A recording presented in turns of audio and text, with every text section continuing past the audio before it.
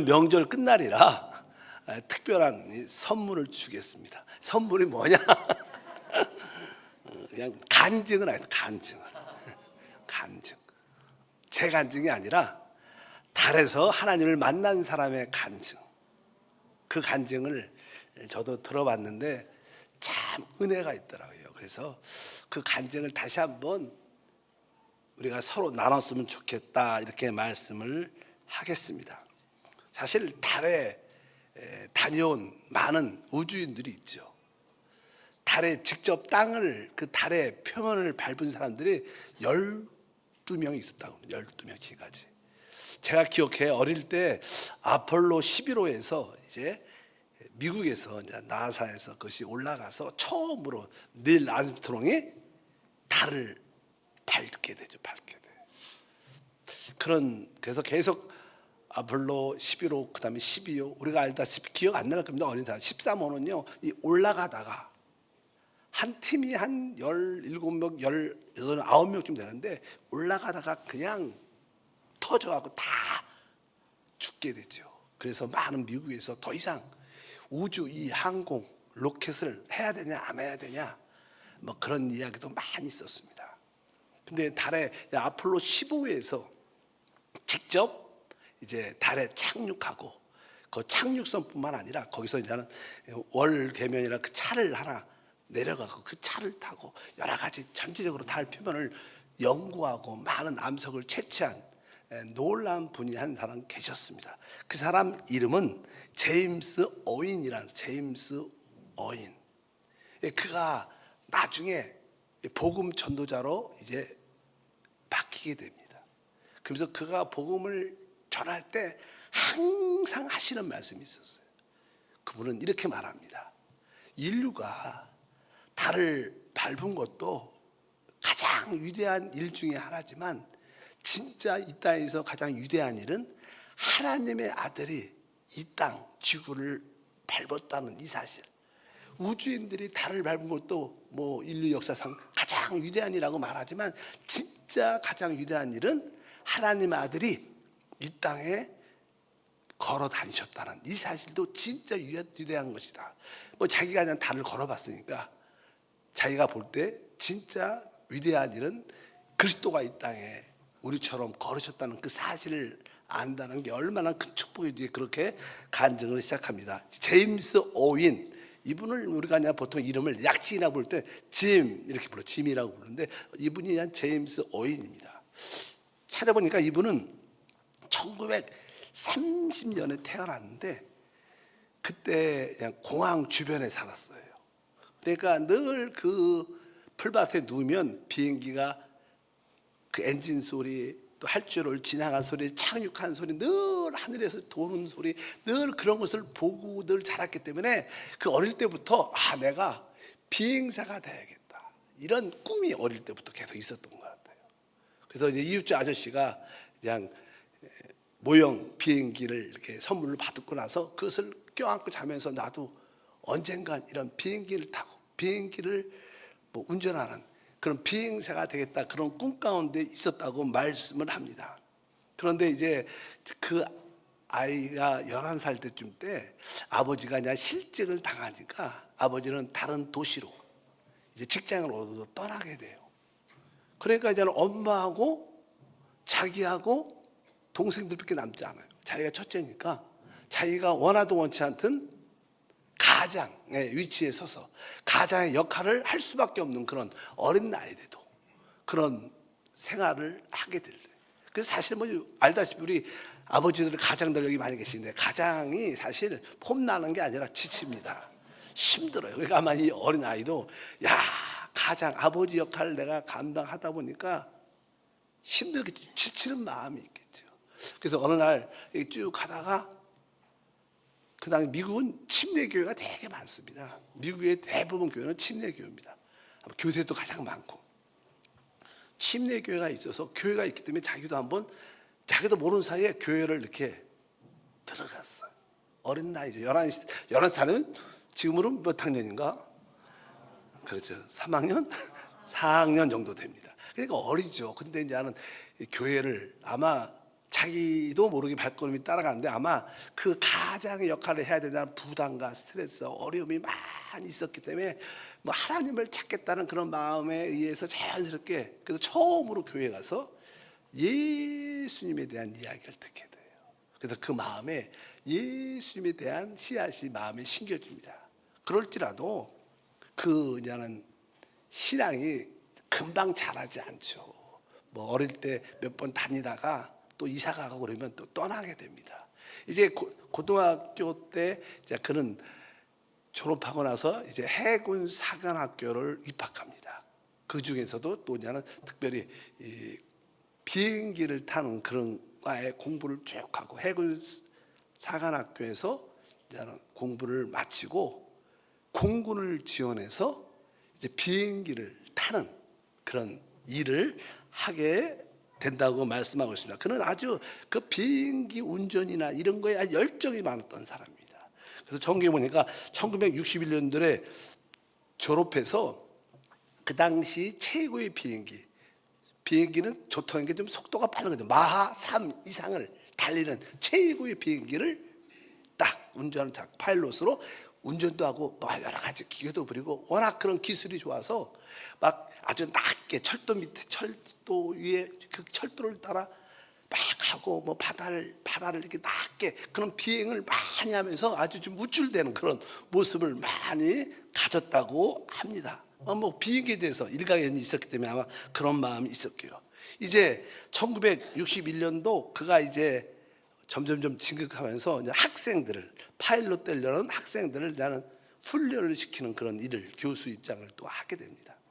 그런 가운데 학생들을 나는 교육시키고 한 번은 이제 같이 태워갖고 비행기를 운행할 거 아니에요. 그래서 같이 비행기를 타는데 그 학생이 실습생이 저 실수를 해갖고 잘못 비행기를 건드려요.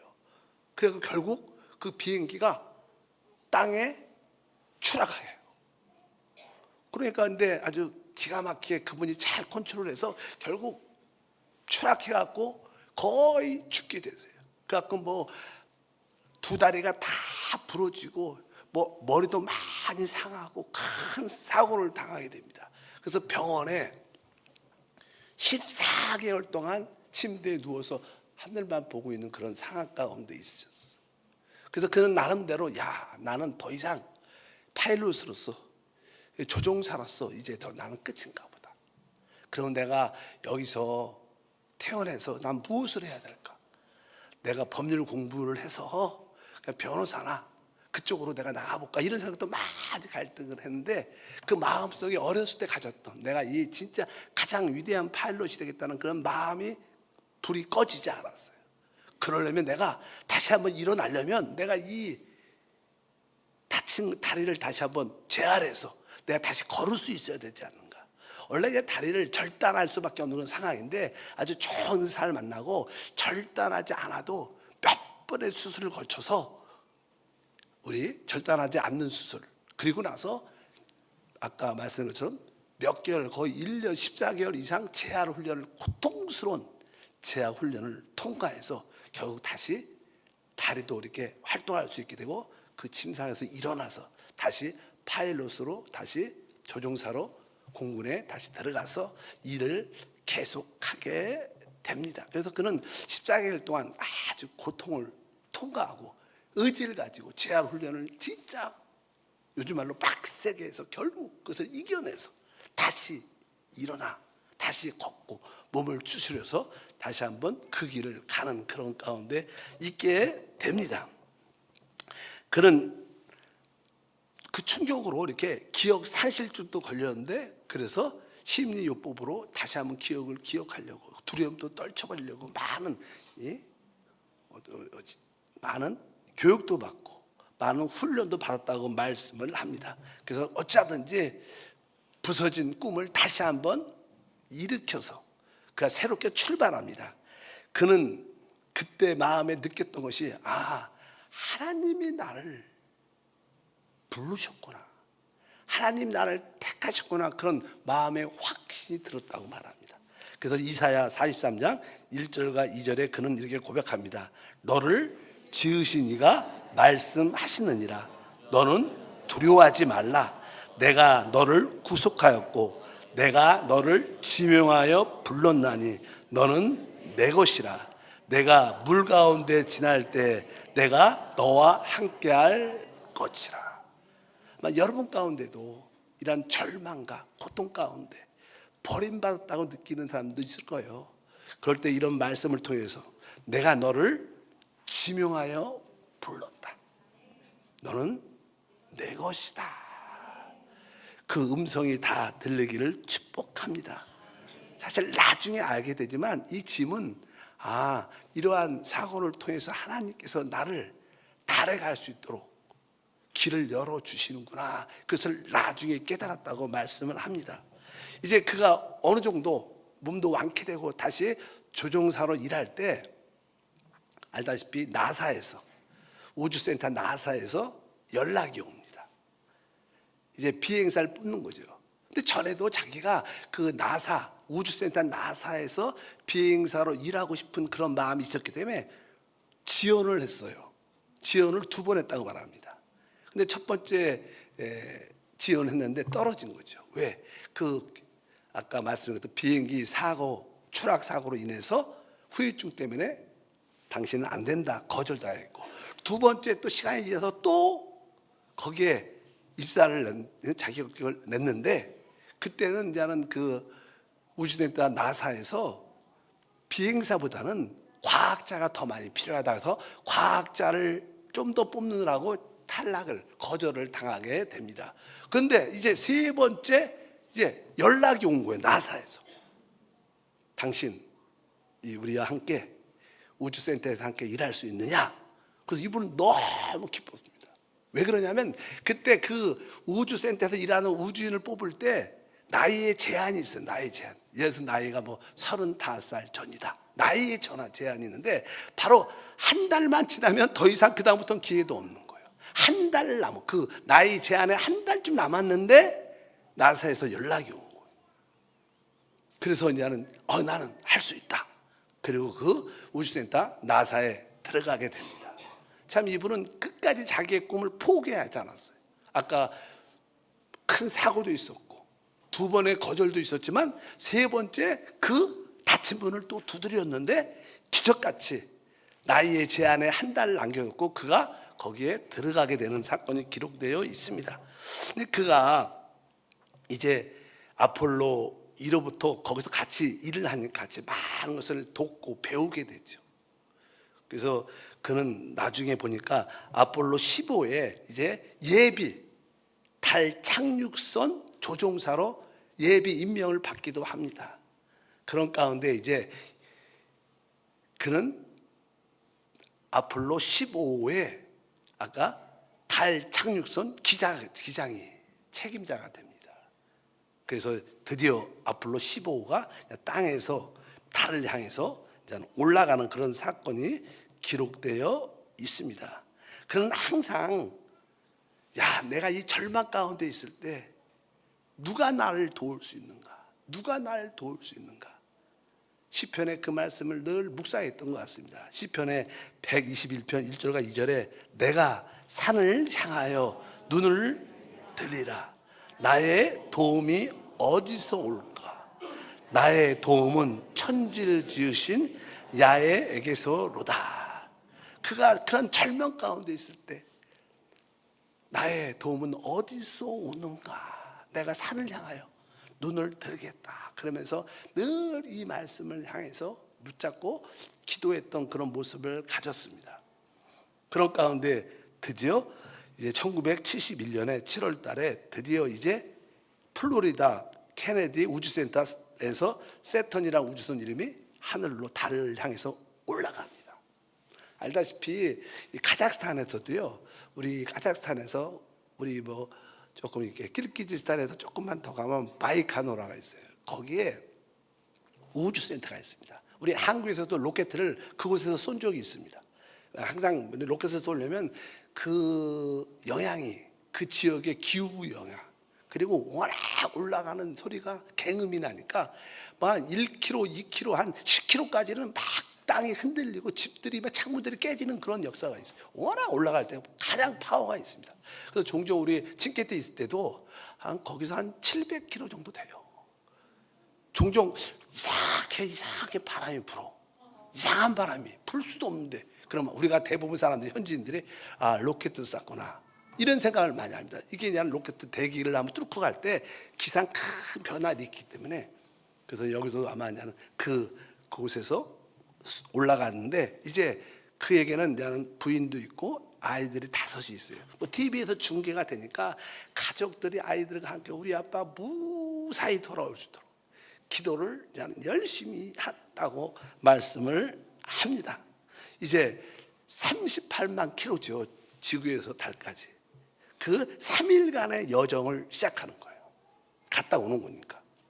그래서 이제 38만 킬로 3일간의 그 여정을 시작하는데, 드디어 그 달 착륙선이 그 달의 표면에 이렇게 앉게 되죠. 근데 그 달 착륙선에 앉는 그 예측한 그 자리가, 그래도 달에도 이렇게 큰 산맥이 있답니다. 그래서 이렇게 4,500m 되는 큰 산, 그쪽에 그냥 그쪽으로 이렇게 산맥이 쭉 둘러싸인 그쪽에, 그리고 옆에 1.6km는 아주 긴 협곡이 있는 그쪽에 이렇게 착륙을 하게 되는데, 이 착륙을 이렇게 쭉 하다 보니까 이 경사가 져갖고 이게 끼우뚱끼우뚱하면서 이게 뒤집어지려는 그런 사건이 있었어요. 얼마나 무섭겠어요. 거기서 한번 뒤집으면 끝이잖아요, 단에서. 그래서 이게 경사에서 이 우주선이 착륙선이 기울어졌다가 그래도 은혜 가운데 이것이 탁 자리를 잡아서 이 두 사람이 그 착륙선에 탔는데, 그 두 사람이 서로 그냥 헬멧을 쓰고 우주인 목을 보고 보니까 서로 눈빛을 보고 서로 말을 못해도 야, 살았다. 왜? 그냥 끼우뚱끼우뚱하다가 이게 뒤집어지면 죽는 건데, 그것이 끼우뚱하다가 제자로 자리를 딱 잡아갖고, 그래서 이제 거기서 착륙을 하니까 그들이 그냥 그 우주선에서 나와서 이제 달에 나와 이제 여러 가지 기계들을 설치해서, 여러 가지 기계들을 설치해야지 거기서 데이터를 얻어갖고 또 미국에 박사들한테 보내야지 그들이 그 달에 대한 어떤 연구와 뭐 준비를 쭉 하니까. 그래서 이제는 그들이 착륙선에서 나와서 이제 그 여러 가지 기계들을 설치를 세워야 되는데, 생각보다 그것이 그렇게 쉽지 않았다고 말씀을 합니다. 이 아폴로 15는 지금까지 해왔던 많은 우주인하고 달랐대요.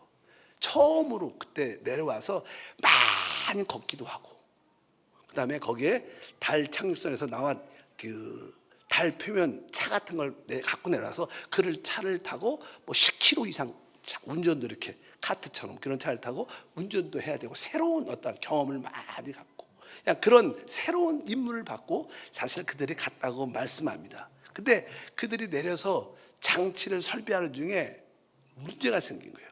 사실 거기에 보면 달 표면에 과학 실험 장비, 뭐 지진계 자기장 측정기, 태양풍 수집기 이런 것들을 설치하려면 그곳에 이제 어떤 안전핀 같은 것을 빼야 그것이 쫙 펴지면서 기계들이 자리를 잡는데, 그 안전핀을 빼야 되는데 그것이 안 빠지는 거예요.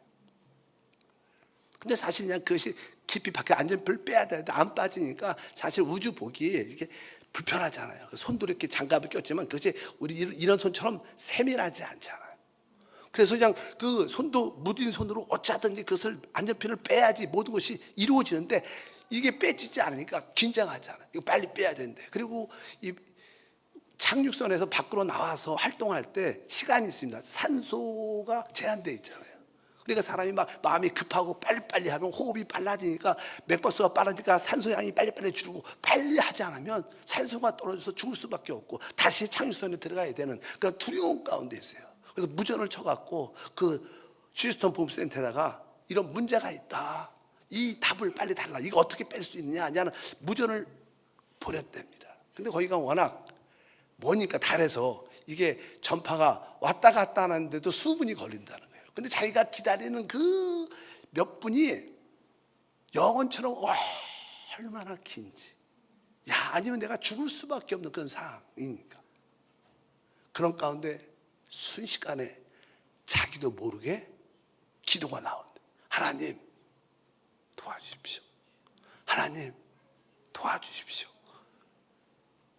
그런데 자기가 그 말을 하나님께 기도가 달라고 딱 했는데 느낌이 뒤에서 누군가가 자기를 품고 있는 것 같은 느낌이 들어요. 그리고 순간적으로 아주 이 고정핀을 어떻게 빼야 된다는 것이 아주鮮明하게 기억이 나더래요. 누군가가 귀에다가 이렇게 하면 될 것이다, 이렇게 얘기를 자세히 들리는 거죠. 그게 하나님이죠. 그래서 그는 그곳에서 하나님을 만나. 지구에서 잘 못 만나는데 달에서 하나님을 만나. 우리 하나님은 어디든지 계시니까.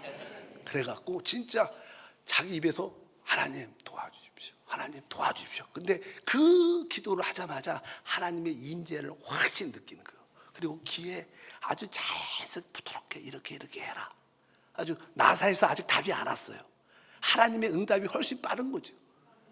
그래서 그대로 하나씩 만지고 이렇게 하니까 그것이 탁 펴지는 거예요. 그러니까 이제는 그 마음 속에 하나님의 임재를 아주 강력하게 느꼈다고 그의 간증의 말씀이 기록되어 있습니다. 그래서 그는 이제 휴스턴의 그 본부에서 어떤 도움 필요 없이 그 문제를 해결하게 됩니다. 보통 그 부인이 나중에 직접 자세히 들었겠죠. 그 남편이 그 순간 진짜 하나님의 아주 강력한 임재를 느꼈다고. 그때 그는 다시 한번 새롭게 변화되는 그런 마음을 가졌다고 말씀을 합니다. 그리고 나서 이제 잠시 눈을 돌아보니까 그가 그냥 그 달 표면에서 이제는 달 암석을 캐는 게 또 하나의 임무였어요. 발견해야 되잖아요.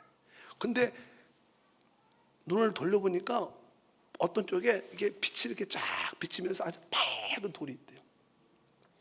대부분 자기가 그 달을 밟았을 때 거기는 바람도 없고 그냥 먼지 같은 게 쌓여서 이게 이렇게 딱 밟으면 그냥 그 발자국이 선명하게 나타나고, 거기에는 바람 같은 게 없으니까 그 발자국이 영원히 남아 있을 수밖에 없는 그런 곳인데, 어떤 돌을 하나 딱 보여주는데 그 돌이 먼지도 별로 쌓이지 않고 하얀 돌 같은 게 있대.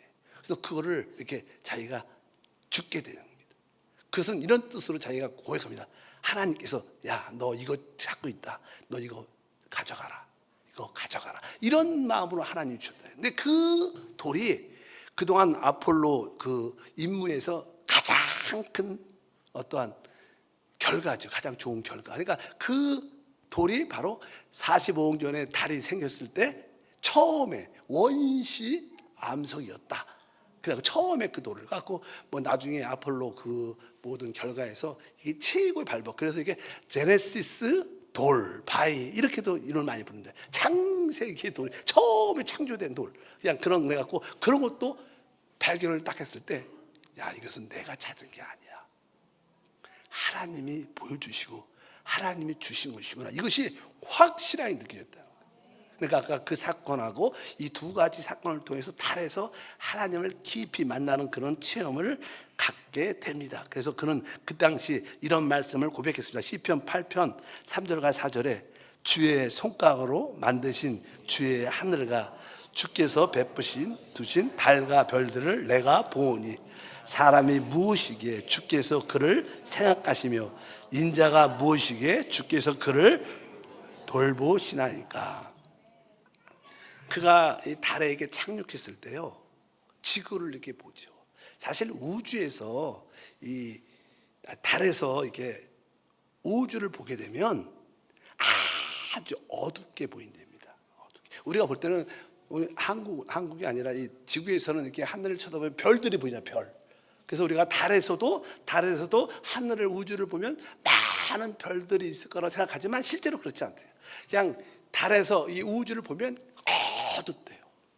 깜깜하대요. 어둠이래. 근데 그 자기가 보니까 지구는 보이죠. 가까우니까 우리가 달 보이는 것처럼 지구는 보이는데 아주 지구 크기가 이 엄지 손가락처럼 창백한 푸른 색깔을 갖고 있대요. 그 작은, 이렇게 자기가 볼 때 이 엄지만한 그 지구에 70억, 80억이나 인구가 살고 있지. 우리가 이 땅에 살면서 그 아무것도 아닌 그 땅에 많은 지도 살고, 또 그 중에서도 막 서로 땅을 위해서 싸우고 전쟁하고 막 이런 그런 모습을 그냥 느끼겠죠. 어차피 우주에서 그런 지구를 다시 한번 보면서 여러 가지 마음의 느낌들이 많이 있었다고 말씀합니다. 그래서 그가 이제 어느 정도 일을 마치고 다시 한번 그 착륙선에서 그 아까 4,500m나 되는 그 큰 산이 있어요. 그 산을 다시 한번 떠나기 전에 그 산을 딱 보는데 얼마나 그 4,500m이 높죠. 우리 백두산이 얼마죠? 2,700 아닌가? 뭐 그래요. 어쩌든지. 근데 이 4,500m 큰 산을 이렇게 딱 바라보는데, 오늘 시편 아까 말씀, 내가 손을 들어 산을 향하여 눈을 들리라. 누가 나의 도움이 어디서 올까?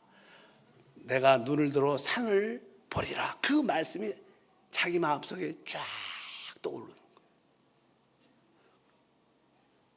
그러니까 그냥 시편에 우리가 아까 그 말씀하셨죠. 내가 산을 향하여 눈을 들리라. 나의 도움이 어디서 오는가? 그 시편 말씀이 깨달으면서 그 웅장한 산, 뭐 거기는 사실 이제는 뭐 대기가 없고 여러 가지 이제는 먼지도 없고 막 그러니까 그 산이 아주 선명하게 보인대요. 그 산이 선명하게.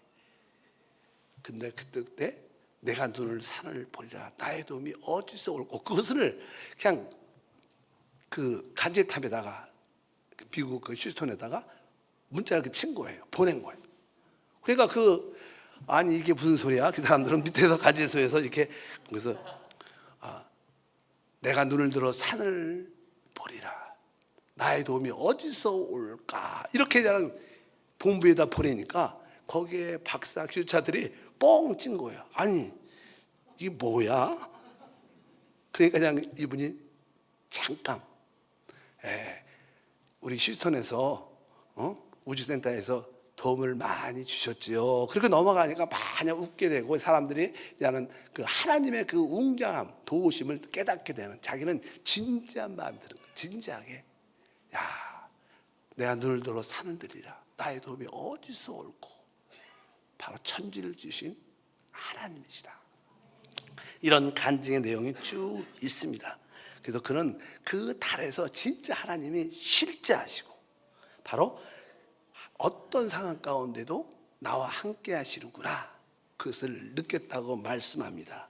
근데 그냥 그곳에서 그가 달 표면에서 계속 활동을 하는 게 되게 고되고, 뭐 그가 내용을 쭉 보면 그가 했던 일이 동료와 함께 24시간 잠도 자지 못했고, 특별히 그 밖에 그 착륙선에서 밖으로 나와서 활동을 3번 이상 하는데 총 18시간을 달 표면에서 걸었고, 77km를 암석을 수집했고, 또 월면 차로, 아까 차로 28km를 그 착륙에서 달렸으니까 많은 이렇게 피곤함과 부담과 잠을 또 못 자니까, 그런 가운데 그냥 관제센터에서는 좀 이상을 발견한 거예요. 이 사람의 심장이 맥박이 불규칙한 거예요. 부정맥이 온 거죠. 부정맥이 와갖고 심장이 불규칙으로 뛰는 증상이, 그냥 간제센터에서 이렇게 다 센서가 있으니까 보니까, 야, 이 사람이 심장 발작으로 죽을 수도 있겠다, 이런 생각을 이제 간제에서도 한 거죠. 지구에서는. 그렇다고 당신 지금 심장에 부정맥이 생겨서 문제가 있으니까 조심해라, 이렇게 말할 수 있지도 않아요. 뭐 도와줄 수가 없잖아. 너무 멀으니까. 그러니까 괜히 그 말을 하면 더 공황장애가 와갖고 두려움 때문에 더 큰 사건이 나니까 그냥 그 간제소에서도 말을 못하고 그냥 조용히 숨죽여서 바라볼 수밖에 없는 상황. 그런 이렇게 아주 심장에 많은 어려움을 겪었다. 심장 그곳에서 그가 한편적으로 하나님을 놀랍게도 만났지만, 또 한편적으로 심장에 큰 이상을 겪게 되는 그런 사건도 생긴 거예요. 우리 신앙도 그래요. 종종 우리에게 어떤 큰 문제가 생겨갖고 하나님 이 문제를 해결해 달라고 기도를 많이 하잖아요. 근데 하나님의 놀라운 기적으로 그 문제를 해결을 받아요. 그럼 모든 것이 잘 되는데, 근데 또 한편적으로 다른 문제가 또 슬슬슬 기어와.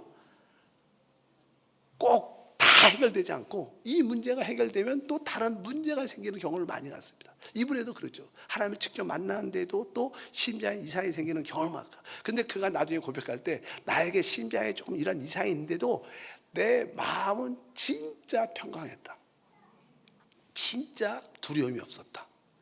더 이게 릴렉스하고 편한 마음으로 그 임무를 잘 완성하게 돼서 지구로 돌아오게 됩니다. 그러니까 그가 지구로 그냥 귀환을 하게 되니까 뭐 이 지구에서는 영웅이 돼 있는 거예요. 영웅이 돼. 왜 아까 말했듯이 이분 특별하게 이제 착륙도 했지만 또 그분은 뭐 그러한 돌도 발견하고 또 아까 말씀한 것처럼 뭐 월명 칼 타고 뭐 20km 이상 왔다 갔다 멀리 많은 활동을 많이 해요. 그러니까 아주 유명한 사람이 된 거예요.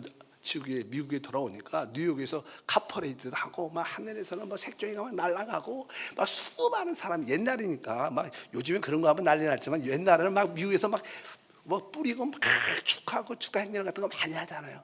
막 그렇게 카퍼레이드 하면서 많은 사람들 칭찬받고 영웅 대우를 받으면서 막 사람들이 길가에 서갖고 막 그런데 그런 사람 가운데 막 지나가는데 처음에는 막 이렇게 기쁨과 막 그런 사람이 있다가 사람들의 그 함성이 막 들리다가 사람들의 함성이 작아지면서 마음속에 저렇게 많은 사람이 있는데 저 중에 예수를 아는 사람은 몇 명이 될까? 이 생각이 확 든다. 그 영웅 자리에 그 찬양 받고 그 화로 받는 그 자리에서 그 외치는 소리, 기뻐하는 소리가 점점 좀 작아지니 그들의 수많은 사람들 얼굴을 볼 때 저 사람들이 예수를 믿어야 되는데 저 중에 예수를 믿는 사람이 얼마나 될까? 그 하나님의 마음을 받게 돼. 그리고 나서 그 마음은 내적으로 달라집니다. 그래서 그는 이제 이런 마음이 워낙 마음이 강하니까 결국 나중에 공군 대령으로 제대를 하고 또 나사에서도 이제 나옵니다. 그러면서 자기는 이제 복음을 전하는 자로 출발을 해요. 그 세상 사람들이 이해가 안 가는 거예요. 그 화려하고 경력 놀라운 경험. 다음에 아폴로에도 뭐 다음 해도 먹어도 당신이 이렇게 쓰임 받을 수 있고 이렇게 인정받고 있는데 왜 그런 걸 다 버려두고 왜 그 작은 전도자의 길을 가냐? 근데 자기는 그런 확신이 있는 거예요. 남들이 만류하고 이렇게 막 해도 아니다. 나는 이미 이분을 전해야겠다.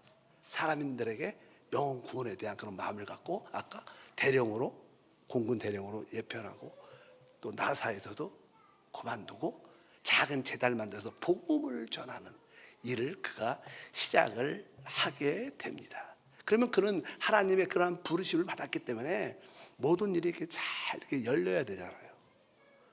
근데 생각보다 나는 복음을 전할 때는 워낙 유명한 사람이니까 나는 뭐 학교에도 교회에도 군대에도 가서 많은 하나님을 만난 간증들 또 달을 갔다 왔다는 그런 간증들을 많이 하러 다니게 되죠.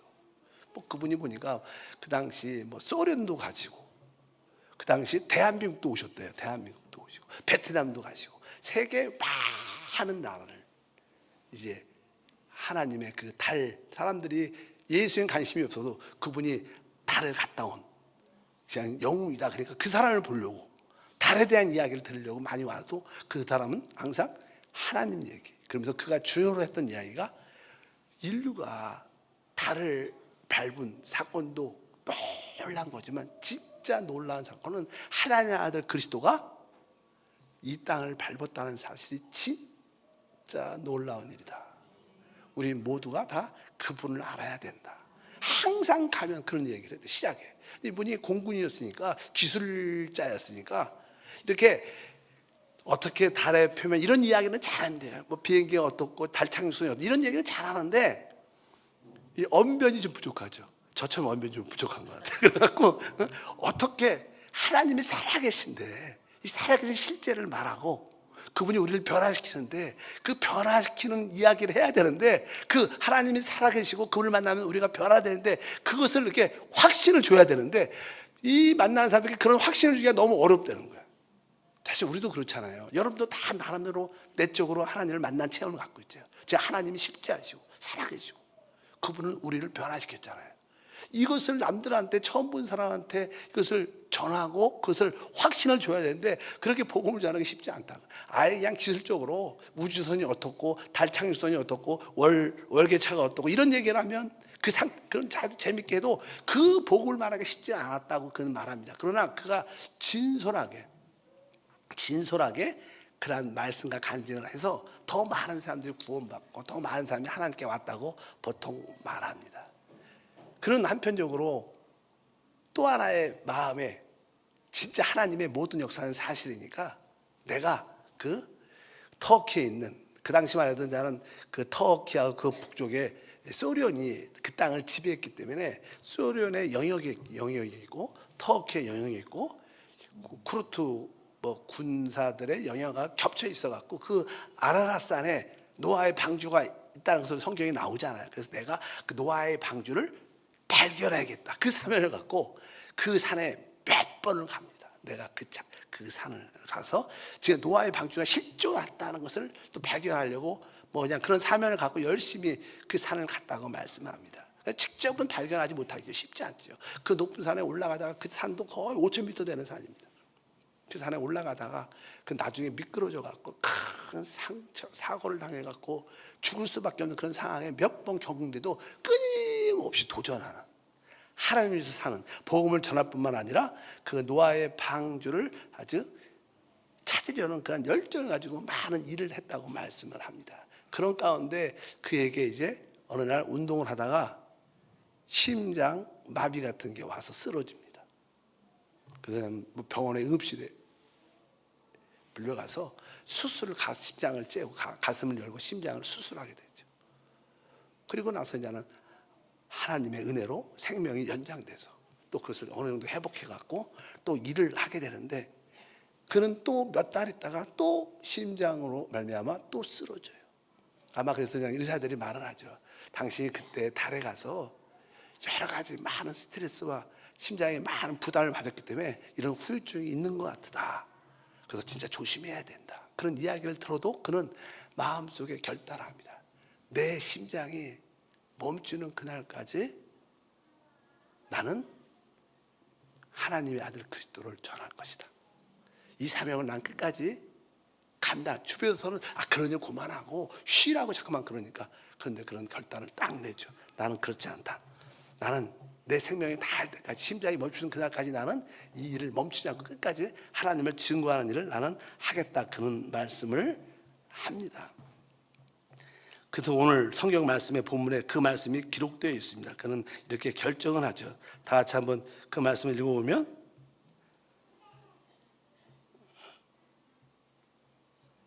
사도행전 20장 다 같이 시작.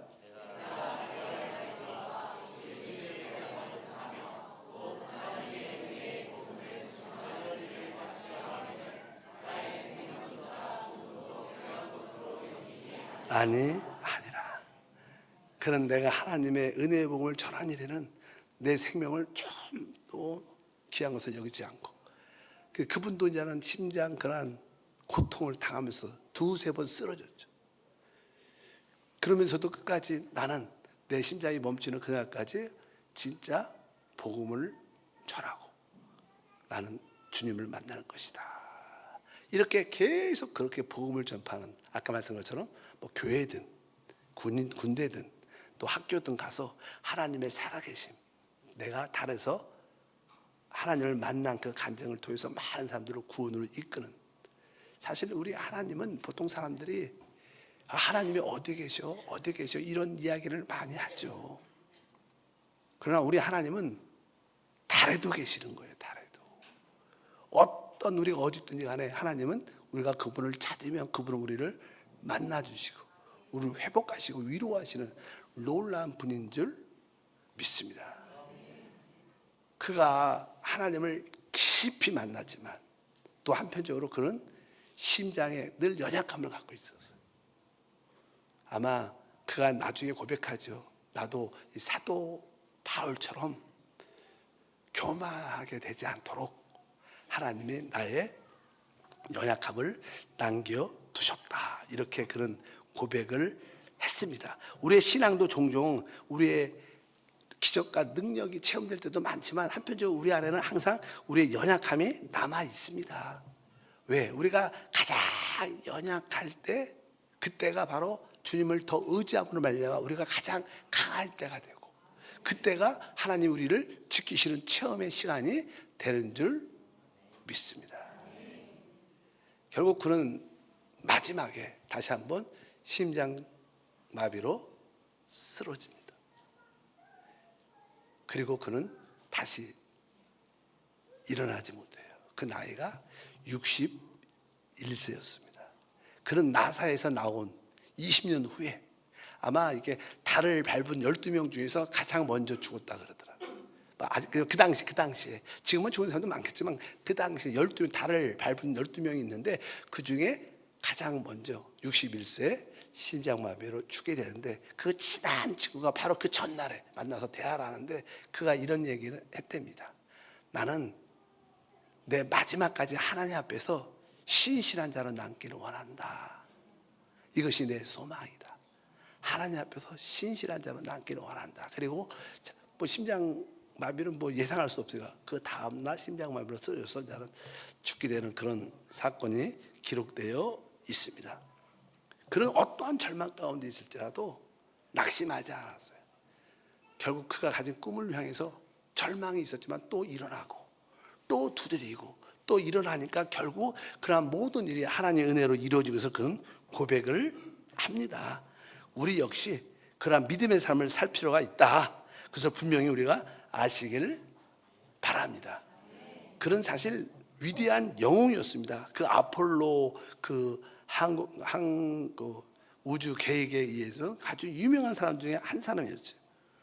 많은 사람들이 그를 조롱도 했습니다. 그렇게 놀라운 사람인데 왜 그런 것을 다 버리고 전도자로 돼서 그렇게 다니는지 많은 사람들은 이해하지 못했습니다. 그럴지라도 그는 그러한 사람들의 조롱에도 흔들리지 않고 하나님을 만난 그 체험, 또 신실한 삶을 살기 위해서 복음의 길을 가고 그에게 연약한 심장이 있었지만 그 심장에 대한 두려움을 갖지 않고 내 심장이 멈추는 그날까지 끝까지 내가 복음을 전하겠다. 이런 결단을 가진 놀라운 사람인 것을 우리가 알 수 있습니다.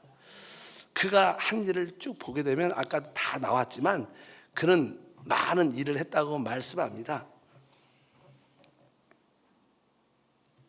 여러 가지 질병, 심장병, 비행 사고 여러 가지 문제들이 많았지만 그것을 다 하나님의 은혜로 극복했다는 거예요.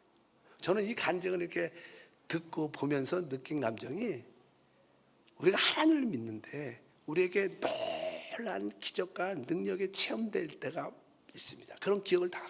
그러나 한편적으로 또 우리에게는 항상 또 연약함과 문제들이 또 한편적으로 항상 있는 거예요. 그분이 영으로만 칭송받는 게 아니라 또 작은 복음의 길을 가면서 많은 핍박과 반대가 있고 육신의 연약함을 같이 갖고 있었다는 거예요. 모든 사람은 다 마찬가지입니다. 이것이 진짜 우리 믿음의 길이 아닌가. 화려한 것만 기대하지 말고 우리에게 화려한 놀라운 간증과 기적도 있지만 한편적으로 우리에게 늘 연약함과 문제들이 항상 있다는 것을 기억해야 돼요. 그럴지라도 우리가 굴하지 않고 그런 연약함과 문제를 갖고 있어도 끝까지 신실한 자로 끝까지 이 믿음의 길을 가는 겁니다. 그럴 때 하나님께서 우리를 인정하시고 우리를 축복하시는 줄 믿습니다. 그래서 우리는 어떤 환경 가운데 있을지라도 어떤 고통과 여러 가운데 있어도 두려워하지 말고 하나님을 여러분을 만났습니다. 또 만날 것입니다. 그렇다고 모든 문제가 다 해결되는 게 아니고 연약하게 우리에게 연약함은 또 남아있을 겁니다. 그럴지라도 우리는 그것을 두려워하지 말고 함께 그 믿음의 길을 끝까지 간다면 하나님의 영광과 은혜가 우리 가운데 함께 할 줄 믿습니다. 그가 늘 간증할 때마다 아까 말씀드린 그 단어 인류가 달을 밟고 달 위를 걸었던 것도 위대한 일이지만 하나님의 그리스도가 이 땅을 밟은 사실은 진짜 위대한 일이다. 또 우리는 하나 더 알죠. 그 놀라운 하나님이 죽음과 부활을 통하여 우리 마음에 오셨고 우리 마음 안에서 걷고 계시다는 거예요. 난 이것을 또한 말해주고 싶어요. 그러니까 여러분 안에 오신 이 하나님의 아들 그리스도가 이 땅뿐만 아니라 이제는 여러분 마음 안에 오셔서 여러분 마음 안에서 걷고 계실 때 그분과 함께 사는 신앙생활, 그분을 마련하는 신앙생활, 이것이 진정한 우리의 간증과 축복이 될 것을 확신합니다. 이분이 직접 와서 간증을 해야 되는데 먼저 천국에 가셨어요. 그래서 모실 수가 없어갖고 제가 다시 전해줍니다. 잘 못 전했지만 여러분들이 나중에 유튜브나 책이 자서전 나오니까 한번 잘 들어보시고 은혜 받으시길 바랍니다. 달에서 하나님을 만난 사람, 옆 사람과 인사합니다. 달에서 하나님을 만난 사람. 그러면 여러분은 어디서 하나님을 만났습니까? 어디서? 우리는 나름대로 내가 만난 하나님을 많은 경우에 기억합니다. 특별하게 나를 만나주다. 그때 하나님 나를 만나주신 거였구나. 다시 한번 그것을 꼭 기억하시고 그것을 잊지 마시고 다시 한번 일어나셔서 도전하시기 바랍니다. 다시 한번 하나님께 쓰임받는 우리 모두가 되길 주의 이름으로 축복합니다.